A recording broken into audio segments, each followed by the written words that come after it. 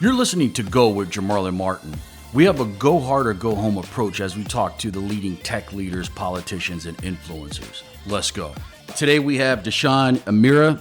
Welcome to the Go Show. Thanks for having me. A little bit about Diishan. I was really happy to get this interview.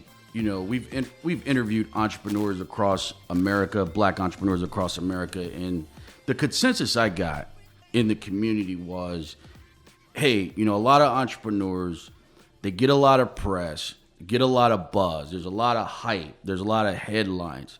But the consensus I got was you're the real deal, that you're the man kind of with a really strong business that has momentum. You have the fundamentals down. Mm-hmm. Why isn't there more press about you? I haven't sought a lot of press. And not because, you know, I'm like really some like master strategist and it was like all some big plan to be quiet about things. But, you know, I've always just been sort of, you know, I'm just sort of quiet when I work, and I like to do things. And then after I do them, then talk about them. And then I often find myself, even after I do a thing, feeling like it's not good enough. I need to get to the next level. I want to do another thing. And then I'll talk about stuff. But I've also found that all the attention from press is very distracting and generally is not that good for whatever your core metric or KPI in your business is, which usually is customers and sales. Yeah. And like press does not always equal sales. And a lot of it can be very seductive and gets you into feeling like you're the man because you got, you know, you're on like a magazine cover or you're getting accolades and people writing about you and talking about you. And then next thing you know, people are calling you and you're going on the road and you're talking at shows and you're on the circuit and you're not in the office. And so that can hurt an early stage entrepreneur to not be focused and not have your eye on the ball. So I've come to look at press as much more strategic, and it's really about how exactly is press going to drive forward the business. Like, you know, a lot of the stories that people want to discuss or the press has wanted to talk about with me has been about fundraising. And these are like mainstream publications, you know, Forbes and Fortune and these type of things. And they want to, their audience that they're speaking to is a business crowd. That story is interesting and that story is cool. But my customers are not necessarily reading that magazine. That does not translate into more people saying, oh, I should go buy more hair from Mayvenn. So, you know, so I've just generally looked at the opportunities for press, and then I've said, is this going to help or is this not going to help? And then I've also found that like the mainstream press, they would prefer to focus on that story than talk about the actual business.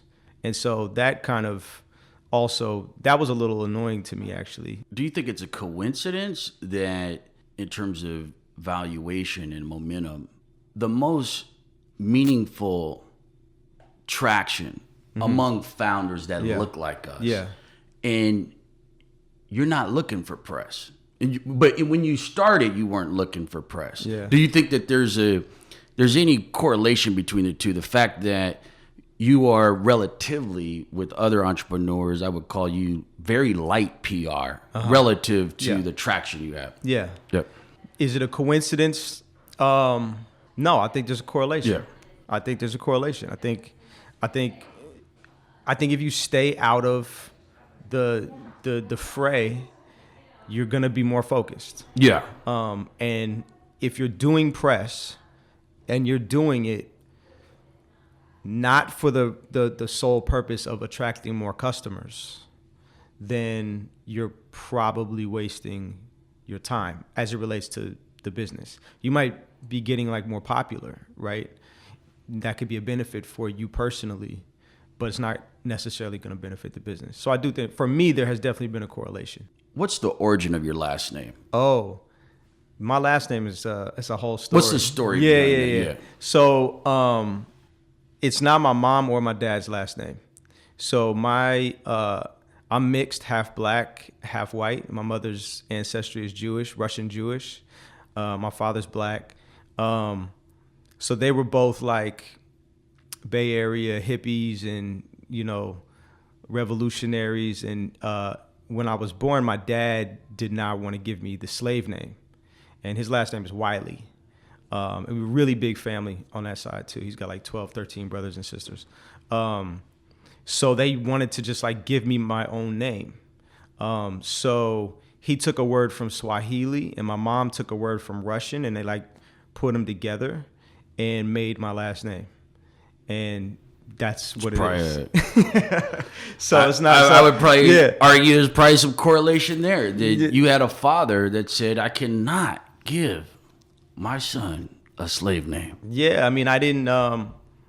Honestly, growing up and as a kid, it was just frustrating because I was confused by like, why is my last name? All these other kids, their last name is their parents' last name, and people would get confused at school and on forums and stuff like that. They're like, who's your dad? Who's your mom?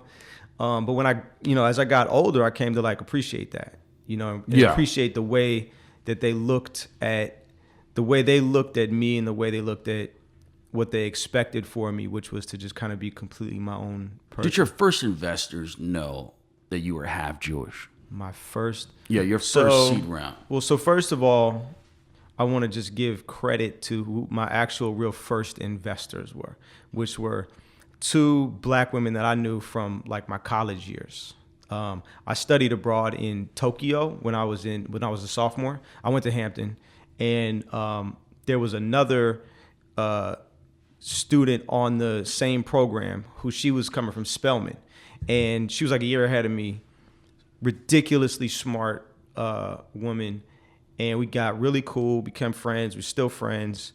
And when I like, this is probably, that was 2001. So, 2012, 13, when I told her I'm going to, like, I got this idea for this thing. She was like, D, you got to do that. I'll invest. And she ended up giving me $10,000. And her best friend gave me $10,000. That was like, those were my first investors. Got it.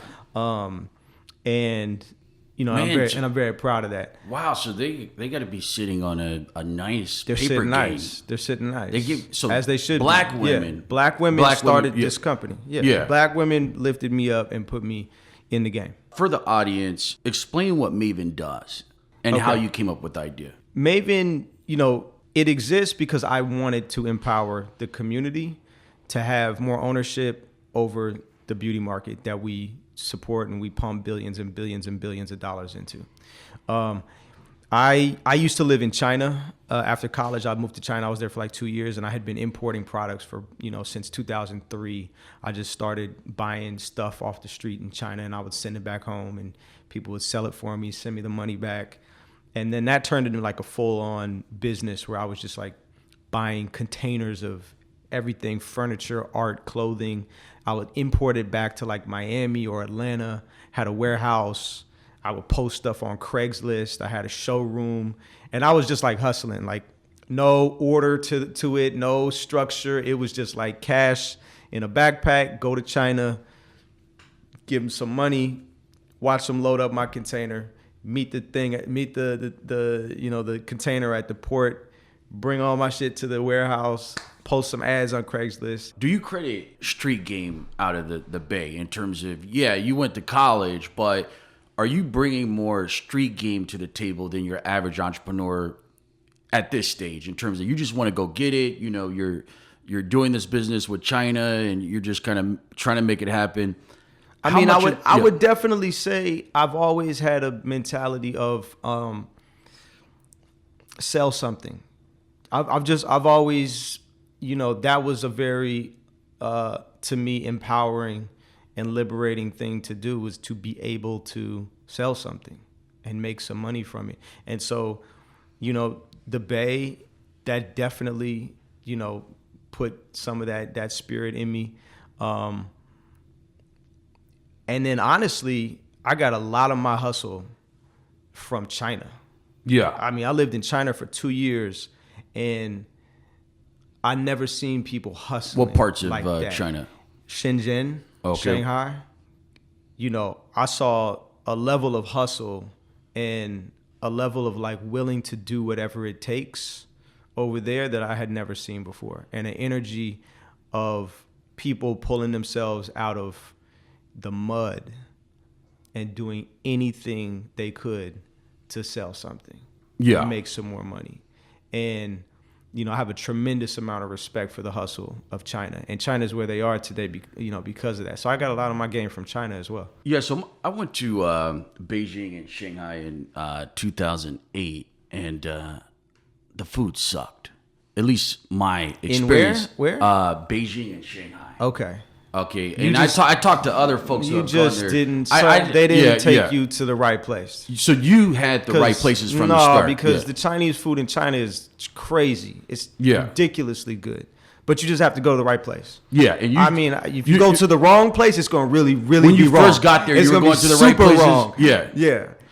It's kind of nowhere in the middle. Like, you're either going to get like the best Chinese food you've ever had in your life that you just can't get here. Yeah, our guide was, I guess, taking us to some really funny places. There's one place I just remember. Yeah, they had prawns, and when I saw the prawns, they had all this stuff on it. It was very crispy. It just wasn't. Right. No kung pao. Oh, we didn't have the General Tso's. You're hustling, and what's the next step? Okay, so anyway, I said all that to say that like my background is really in like supply chain and China and importing and distribution. Hair came along.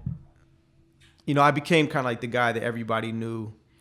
You know, all my friends knew me as like the guy who could get you stuff from China. So I always had people calling me, "Hey, D, can you get scooters from China? Hey, can you get whatever from China? Can you get, I've imported all kind of shit. Like, you wouldn't even be like, what the hell? How are you importing? I've imported slabs of granite. I've imported jet skis, clocks, paintings, everything. So, which all just came from like people calling me and be like, hey, can you get this stuff? And so that sent me all over China. I would just be like traipsing through the middle of nowhere looking for these factories and just going into factories and talking to these guys. So that was really like my skill set, was that I could really work that side of the world. And after, fast forward, like I moved back from China, I was importing stuff. I went back to school. I did an MBA, came back, moved back to the Bay, and I wanted to start something. And by that time, I knew I wanted to start something that was going to connect the internet with all the things I was doing. And I had discovered around that time, like 2007, this is when like Facebook was like going bonkers and became like this really big story. And actually, like at that time, I didn't know about Silicon Valley, even though I grew up like 40 minutes from there. And then I saw that like, oh shit, like there's this place over here 40 minutes from where I'm from, and they're like handing out $10 million checks to like kids. Are you from the hood No. in terms of the section? No. Born in the hood, but moved out very early, like when I was 5. And I was very fortunate to be raised in like the Oakland Hills. Yeah. So, but I didn't grow up in a very like business oriented family. Like they're very like social justice, education. Overthrow the system. Overthrow the system. Like corporate is like bad. Yeah. That was the like ethos I was raised in. But ironically, it was like be yourself and be free. It was like an ethos of like be liberated. And what I saw was that being free and being liberated in this world meant you have to have your own. And you need to be in control of your, or you will be in somebody else's building at their cubicle, making them money. So that kind of translated into an entrepreneurial mind state for me. I did my MBA. I moved back. I was trying to look for what I wanted to do. I knew I did not want to go work at a company, and I needed brain space so I could think and I could test and try different things to figure out what I wanted to do. So I took like really menial jobs right after I finished my MBA. So I was like valeting cars, doing yard work. I did a bunch of little weird random ass jobs. Like I was those guys that they're called surveyors. The guys that are like out in the middle of the street, and they're like looking through that little thing, and you're like, what the fuck? What is that shit? Yeah. So I learned what that was. Did that for a little while. I did whatever I could to just like keep money in my pocket, but also have like the rest of the day free for me to think and figure out what I wanted to do. And then somebody called me in my family, hairstylist. She asked me if I could help her get some hair extensions from China. And so I did that to help her out, brought back these hair extensions, brought it to some hair salons. The salons were like, oh, this is fire. Can you get some more? And then that turned into me like this was like another easier way for me to make a little bit of money while I think about what it is that I want to do. So next thing I know, I'm like selling hair out the trunk of my car to all these hairstylists in Oakland. And the deeper I got into that, that's when like this thing started to percolate in my head. And it didn't start with some sort of affinity to hair or beauty. What really kicked it off was like, I'm driving around, I'm selling these hairstylists this hair, and it's blowing my mind that they don't sell it, right? Like the volume of this hair that's moving through these salons is in the billions, but the salons themselves were not the ones selling it. The customers were going to this beauty supply store across the street, buying it, and then bringing it to the hair salon. And then like 95% of all the beauty supply stores are owned by Koreans. So like you literally just only have outbound. Like the cash is all outbound out of the community. None of it is inbound. We're just buying it. The stylists are just installing it and putting it in, working with it, but they're not making any money off of it. And they're referring all these customers to go over to the store and buy it. So feeding the store, but the store not kicking anything back. Are you doing this just in the Bay at this point? Yeah, this is just, I'm selling, this is like in Oakland. I'm just selling hair out of the trunk of my car to stylists. Like Too Short was selling tapes. Yeah. Yeah. Yeah. Like all a great American entrepreneur, like they sell it out of the trunk. And I tell people that all the time, like you got to sell it. Just sell it first. Like that's the foundation of everything. If I didn't go sell it, I wouldn't know these things. People want to get a deck and get a meeting. They want to get a deck and a meeting and go raise $1 million and, do all these things and build the website and do all these things before you go get a customer to even validate that you even have a good idea. Does that make you more bearish in terms of negative that this economic cycle in tech is going to turn because you see so many people out there that don't care about customers and product and getting validation? They don't care about profits and fundamentals. That there's a lot of fluff out there in the market. And as you know, sometimes that signals that you're going to have a turn in the cycle, that this thing is going to bust. It will bust. It will. Yeah. You know what I mean? But it's just cyclical because there's always a fluff and there's always waves and then there's a buildup of fluff. But do you see, because you're like right now? Yeah, you're right there in the belly of the beast in Silicon Valley. Do you see a lot of fluff out there? Yeah, of course. But I always have. I don't, I wouldn't say I'm like the best at like reading the macroeconomic trend and to be able to tell you when the tide's going to turn and when the thing's going to, pop. But I definitely see it's going to happen. You see a massive amount of fluff. For sure. Yeah. For sure. That's the game. That's like in every game. Like when the money starts getting easy, then all the little tricksters start coming. And all the like try to get it easy type people start coming when the money is flowing. Are you seeing any tightening of financing conditions where investors are smartening up and not being as loose with their wallet as they were maybe 3-4 years prior? No, not really. I wouldn't say that. I wouldn't say so. Yeah. I'm fortunate also to have like some fantastic investors that don't go with whatever like the wave is. They're pretty disciplined about how they do things. Yeah. Whether the market is this or the market is that, they've kind of got the way they will look at, and they'll be more disciplined about the way they look at things. So, and those people I have the most interaction with. But no, I wouldn't say right now there's like a tightening that I can see. Let's go on. So Mayvenn, Okay. you're actually. So I'm selling the hair, and I'm just like, this is crazy. Like, why are we, like, it's like we're getting robbed. That's when, like, my upbringing in, like, social justice combined with my hustle mentality sort of converged. And I was like, these stylists have all these customers, and they have a relationship with all these customers. They should be the ones selling it. If I could give them a platform that made it easy for them to do this without them having to invest capital and manage inventory and all this stuff, we could unlock and build an enormous distribution channel for our products. And both sides of me would be satisfied in this equation. I would be helping my community, and we could build a big ass business. And that like really like lit me up, that we could do both at the same time.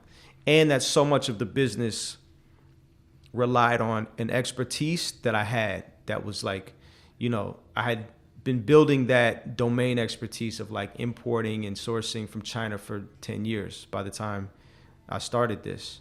So, and that was like a critical piece. And so, I had by that time, I had really started to understand that like, you got to choose. There's what you like, there's like, might be like what you love and what you're passionate about. Then there's what you're good at, and there's what you have an advantage at. And the thing that you're good at and you have an advantage at, in my opinion, is like your gift, and you invest in your gift. And so that excited me, that like, man, who else can do this? Like I don't know any other like black dudes that speak Chinese and go to China and can do all this stuff and can work the street level. Yeah, I read that you even had hairstylists in your family. So Yeah. you had some education Yeah. in your family Yeah. about this business. Yeah. And when I was reading your story, I've known this about other entrepreneurs, but I felt like you were the only one in the world that could build this business because of your history, your family. That's your how I parents, and that's how and that's how I felt, and that's how I pitched it. Yeah. And I felt like because of that, I was even more obligated to do it. Like if I don't build this thing, who else is gonna tie all these different things together? Who's gonna pull China together with the streets, with Silicon Valley, and the black community? Who's gonna pull it all together? And like I happen to have like this amazing constellation of like experiences and resources to be able to do this exact thing. Most of the hair comes from India. I think the misconception is that India is not a mass exporting and manufacturing economy. China is the manufacturing and export like their entire infrastructure over there is set up Mecca to make shit and export it, right? Which is an incredible amount of infrastructure. So, India doesn't have all that set up the way that China has it set up. So the way the hair business works is the majority of all of that hair, it all comes from India, but it gets shipped to China as a raw material. And then the Chinese factories turn it into the finished good and then export it out of there. You're kind of putting the stuff together and you start figuring out kind of what Silicon Valley's about. Yeah. How do you get your investor meetings? Man, I've just been so fortunate, man, to like meet amazing people along the way who have like just pushed us forward. But like, it was this friend of mine who I'd met around that time who he was working at Zynga, and Zynga had just went public, and he was saying, he was like really into what I was trying to do. And he's like, yo, I'm gonna give you like 15 grand. Some happened or whatever. He couldn't do it. Zynga there was a bunch of stuff went on there. And he called me. He's like, hey, listen, I can't do it, but I told my mom about it, and my mom is like, I don't even know him, but I'm gonna give him $15,000 to do this. He has to do that business. Another black woman that put me in the game, didn't even know me, and said that needs to exist, and she sent me $15,000. So, so now like all this stuff's piling up to where it's like I'm the only one who could do this. I got people who don't have a lot giving me a lot. Okay, this is it. So I'm just sticking with this. This is it. I'm taking this thing all the way. Like I'm obligated, and that's what like excited me. So, I got that first. That was like $40,000, and then I went to all these pitch events. So I didn't really know anything about Silicon Valley either by this time. So I knew that my next kind of big hurdle was crack that. So go figure out Silicon Valley. And I looked at Silicon Valley like it was like China. Like it's another culture. It's another country I've never been to. They speak a different language. I need to hit the ground and figure out how they talk so I can figure out what their culture is, right? And when I say how they talk, I don't mean like, how they pronounce stuff. I mean, when you learn people's languages, you learn their culture. You learn things about what drives and motivates them and where the origins of certain ideas and beliefs and things that they have. A lot of that can be learned from the way that people talk and the conversations that are had. And so I would just go to every tech event. I just went to every single one. I would just sit there and I would just listen. I would listen to the panels and listen how they talk about business and, how they talked about marketing and how they talked about sales and how they talked about product and, lean startups and all this kind of stuff. I started learning these ideas, which started to kind of tell me, okay, I'm starting to see how they see the world. Yeah, for the audience, what year are we in here? 2011 or 12. Okay. So then that led to me saying, okay, I got to put a deck together. And sort of understanding that the idea was go and try to build some sort of little prototype of this thing to demonstrate it could work at all. And then put that into a deck and then go and try to talk to these guys. I started my first process of trying to make a deck. And a lot of that was throwing out all the shit that I had learned in business school. Because business schools don't really teach you about Silicon Valley and that culture of business there. I was used to okay, I got to make a 40-page business plan. In Silicon Valley, it's man, I need a 10-page deck with as few words as possible. Show me charts, graphs, and the relevant information, and for me to just get excited that there's an opportunity here, and then we go. So I had to relearn that and simplify what is in my mind. I'm thinking of all the different moving parts or whatever, and they're like, I don't want to see all that shit. Give me a 10-page deck. So I started doing that. I went to the Oakland Small Business Development Center, and they helped me for free to make models, to make the deck. Meanwhile, I started going to these pitch events. When I got the deck complete, I would start to go to pitch events and start learning how to pitch. And I turned out to be very good at pitching. And I would even win some pitch events. The first pitch event I went to, I won. But then it would be people on the panel who were like, that sounds amazing, but I don't know anything about black hair, black women. I can't invest, but I support you.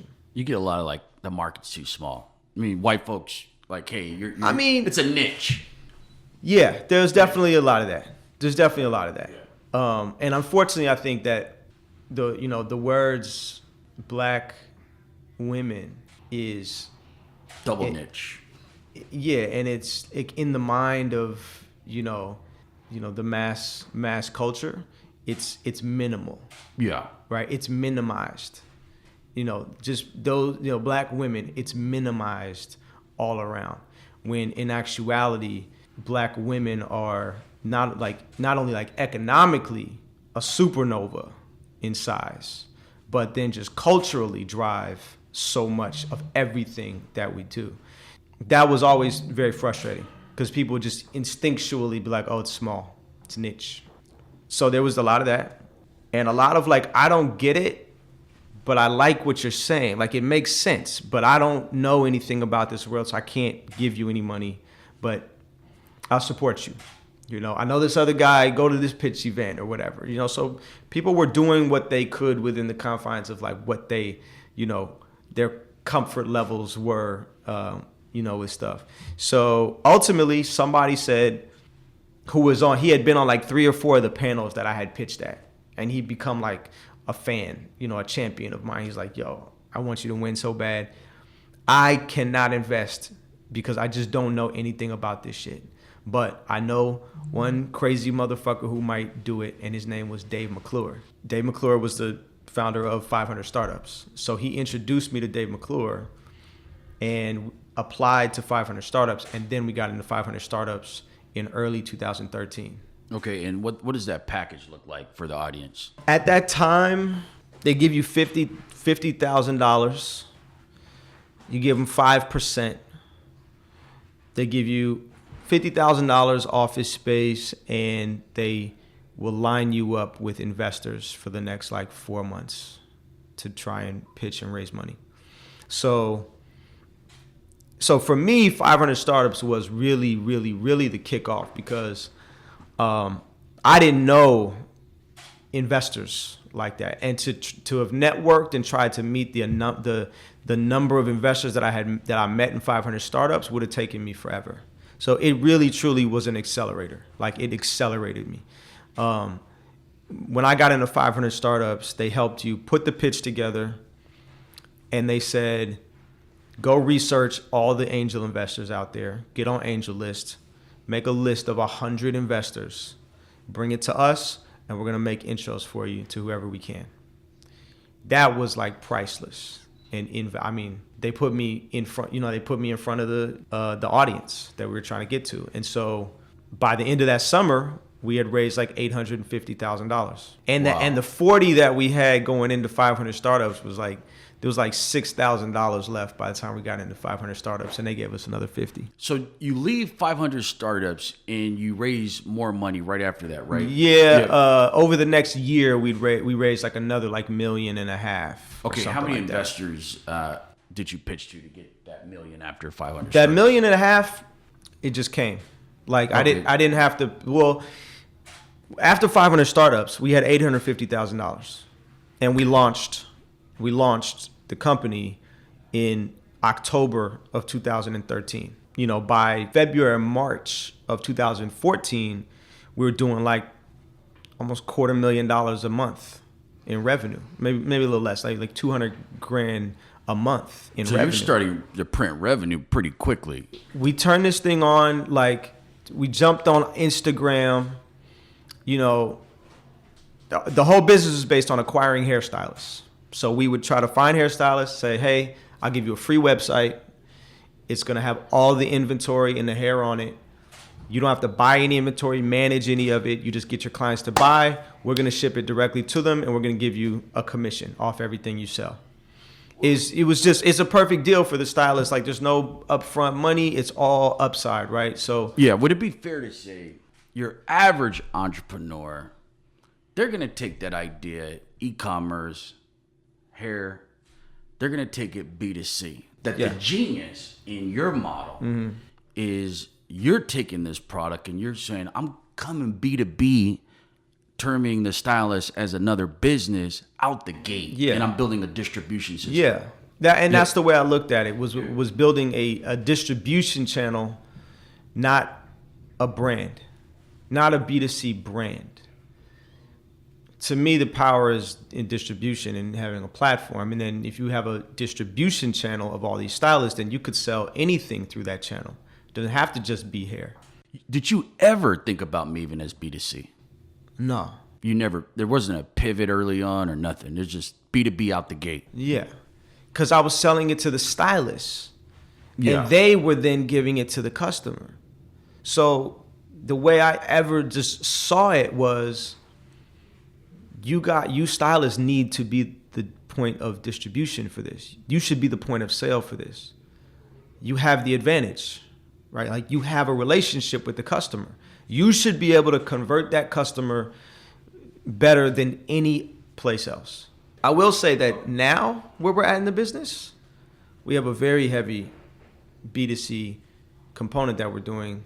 We can get to it later, but we're launching something that's like massive in scale and gonna like just change the whole game. And it's very B2C, but it's leveraging our entire stylist base now that we're like everywhere. We can get into it. Can you share some metrics in terms of the stylists who acquire the opportunity to generate revenue? So the stylists, you're creating an ecosystem, and of course the stylists are now partnering with you, and they're making money across the United States. Yeah, I mean, we've signed up over 50,000 hairstylists. You have a very, very skewed distribution in terms of how much the stylists sell. So you've got, like any like marketplace, you have like your power sellers, right? And then you have this very long tail of people who just sell a couple times here and there. They'll make, $50, $100 extra or whatever. And then you've got like your power sellers who, I think our top selling stylist in a year has like sold over $1.5 million of hair. Wow. And made, $300,000-$400,000 from Mayvenn. So I read that one of your inspirations was you have people outside the community in Harlem and Watts and ATL who are making hundreds of millions and in some case billions across beauty and hair, black beauty and hair, that these folks have been draining value out of the system, and we don't get a commensurate share of that. And so can you talk a little bit about how that provided inspiration where, hey, we have to start getting some money back in terms of all the money going out to other folks? Yeah. And I want to be very clear. So Koreans own the majority of the black beauty market. In terms of the retailers, or is that what? Yes. And at the distribution level, all the hair extension brands that are sold at the beauty supply store are also Korean owned brands. But they buy it all from Chinese factories. But then they'll only kind of distribute through their Korean-owned beauty supply stores. The way I look at things is that, okay, they came over here, they saw an opportunity, they took it, they've done everything in their power to keep that market, and it's on us to take our market and to participate in our market. You're saying don't go blame other groups who are trying to eat. I'm saying if you want to, you can. It's not going to help you, though. The blaming part of it, as an entrepreneur, ain't going to get you out the bed. You're still not focusing on doing for You're not focused on doing the shit. Yeah. If you want to sit there and like focus on that, go ahead. If it makes you feel better to bitch about it, you could be right also. Like if you want to be right, you could do that. If you want to get to the shits and get the money, you would probably spend less time thinking about that. Also, like I said about like the Chinese, right? Like there's something to be said for, Korean immigrants after a war coming to America, going into neighborhoods where they don't even speak, not only do they not speak the language, but the culture itself is black culture, completely different, and setting up shop. Like you can't not respect that. I don't get caught up a lot in like it's not a us versus them. It's the market that we feel like we should have a share in. All right, let's think about how to go and get it. Would you say that, hey, whether it's Koreans or Arabs, our other immigrant groups, Indians coming into hoods all across America, setting up shop, profiting, scaling their retail operation. The reason why they are so successful versus you don't see black people, particularly African Americans owning those shops, is they have a knowledge of self in terms of a more intact culture. And based on our history in America, we can't reach back, and we don't have a lot of the good stuff that they're bringing to the table from their country of origin. Would you say that explains a lot of it? It's cultural. Yeah, it is, a lot of it's cultural, and there's an ethos of working together we have yet to develop as African Americans. Like, we still have so much, emotional trauma to overcome, to like get all that fear and anger and shit out of us, to be able to like just look at one another and not be scared and like work together and do it, right? And pool resources together and be able to think long term enough to hold out on certain things and not immediately take the fast dollar. Like, you have to have a little bit, you also have to have a long term sort of, I think that's, you can only see as far ahead as you can see behind. And we have such little understanding of our history that we also get caught in very short-term thinking. We don't look very far into the future. Like Chinese and Koreans, like from my experience and like their culture, they look generations ahead. And they're thinking about that in how they operate on a day-to-day right now. This is part 1 of my interview with Diishan Imira. Be sure to check out part 2. Thanks everybody for listening to Go. You can check me out at Jamarlin Martin on Twitter, and also come check us out at Moguldom.com. That's Moguldom.com. Be sure to subscribe to our daily newsletter. You can get the latest information on crypto, tech, economic empowerment, and politics. Let's go.